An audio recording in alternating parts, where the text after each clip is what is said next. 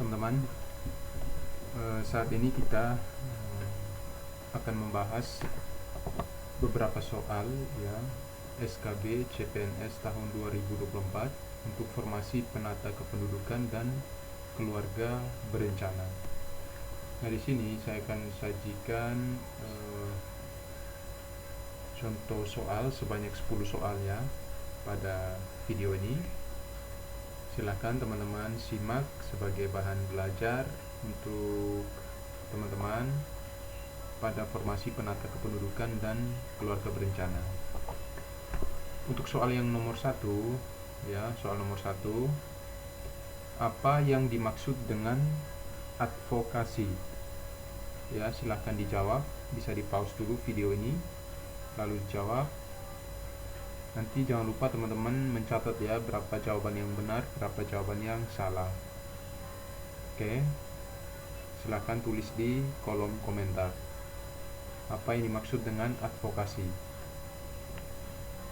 Silakan, yaitu jawabannya yang mana teman-teman? Yang A, suatu kegiatan untuk menilai hasil kerja program kependudukan. Yang B, strategi untuk mempengaruhi para pengambil keputusan dalam menetapkan peraturan yang menyangkut kepentingan publik. Yang C, upaya komunikasi dengan masyarakat terkait program kependudukan yang akan dilaksanakan. Yang D, cara yang dilakukan oleh pemangku kepentingan dalam mengatur program kependudukan yang akan dilaksanakan. Silakan.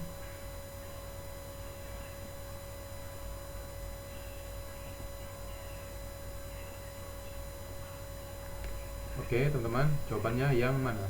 Silakan. Jawabannya adalah yang ini ya teman-teman, yang B. Jadi advokasi adalah salah satu strategi untuk mempengaruhi para pengambil keputusan dalam menetapkan peraturan yang menyangkut kepentingan publik. Oke teman-teman, silakan nanti dicatat jawaban yang benar berapa, yang salah berapa ya. Untuk soal nomor 2, apa tujuan dari advokasi program Bangga Kencana? Ya, pembangunan keluarga, kependudukan dan keluarga berencana, singkatan dari Bangga Kencana ya. Yang A, mewujudkan perubahan kebijakan serta kedudukan program Bangga Kencana dari berbagai macam institusi. Yang B, sebagai langkah utama dalam menetapkan kebijakan yang bersifat final. Yang C, melakukan komunikasi strategi sebagai langkah evaluasi program Bangga Kencana. Ataukah yang D, meningkatkan kualitas dan efektivitas program Bangga Kencana yang dilakukan di masyarakat. Silakan teman-teman, bisa di pause lalu dijawab soal nomor 2.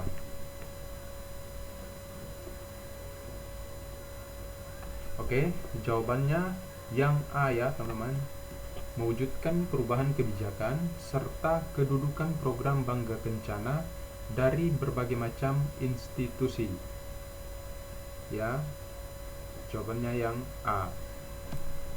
Oke, lanjut soal nomor 3. Silakan.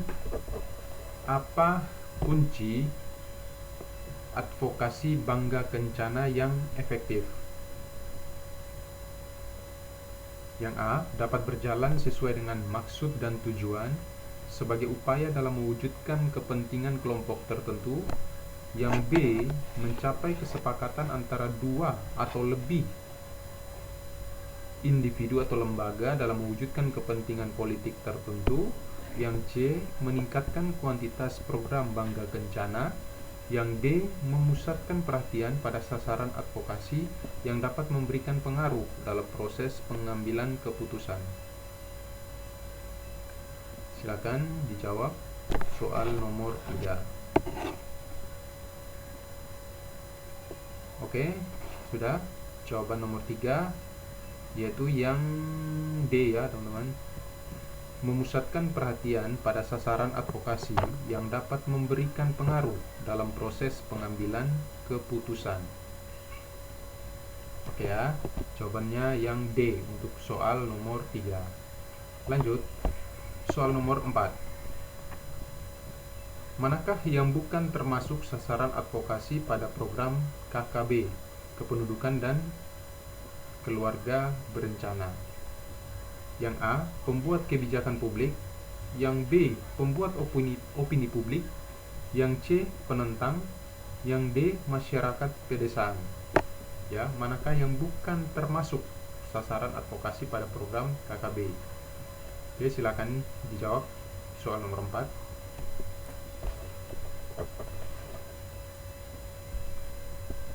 Oke, soal nomor 4 yaitu yang ini kan ditanya yang bukan ya, yang bukan termasuk. Berarti yang ini ya, yang D, teman-teman. Masyarakat pedesaan. Sementara yang A itu termasuk, yang pembuat opini publik juga termasuk, yang C juga penentang termasuk, ya.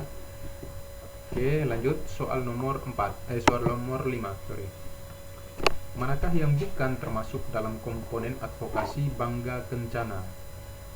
Ya, manakah yang bukan? Hati-hati ya, di sini ada manakah yang bukan termasuk dalam komponen advokasi Bangga Kencana. Yang A, aliansi. Yang B, data atau research. Yang C, lokasi. Ataukah yang D, presentasi. Manakah yang bukan termasuk dalam komponen advokasi Bangga Kencana? Oke, soal nomor 5. Jawabannya yang mana, teman-teman? Oke, jawabannya yang C ya, lokasi. Karena aliansi, data, dan presentasi ini termasuk dalam komponen advokasi Bangga Kencana, gitu ya. Soal nomor 5, soal nomor 6. Manakah yang bukan termasuk prinsip-prinsip advokasi? Yang A, realistis. Yang B, sistematis. Yang C, taktis. Ataukah yang D, teratur? Silakan teman-teman, manakah yang bukan termasuk prinsip-prinsip advokasi? Oke, sudah dijawab soal nomor 6, teman-teman. Oke, jawabannya yang D ya, teratur. Sementara untuk realistis, sistematis, dan taktis itu masuk dalam prinsip-prinsip advokasi, gitu ya. Berarti jawabannya yang D untuk soal nomor 6. Lanjut soal nomor 7. Apa yang dimaksud dengan advokasi diri? Yang A, advokasi pada skala lokal dan bahkan sangat pribadi. Yang B, advokasi yang dilakukan sebagai proses pendampingan terhadap orang atau kelompok yang belum memiliki kemampuan membela diri dan kelompoknya. Yang C, proses mendesakkan sebuah kebijakan publik atau kepentingan satu kelompok masyarakat agar terwujudnya perubahan sistematik yang berujung pada lahirnya produk. Ya, atau yang D, advokasi yang dilakukan atas dasar ketidakberhasilan suatu program pada kelompok tertentu. Silakan soal nomor 7, pengertian daripada advokasi diri. Ya. Silakan. Jawabannya yang mana, teman-teman? Langsung dijawab. Oke, jawabannya yang A ya. Advokasi diri adalah advokasi pada skala lokal dan bahkan sangat pribadi, ya. Sementara untuk B ini adalah pengertian dari advokasi kasus, ya. Sementara C ini bagi pengertian dari advokasi kelas atau advokasi hukum, ya.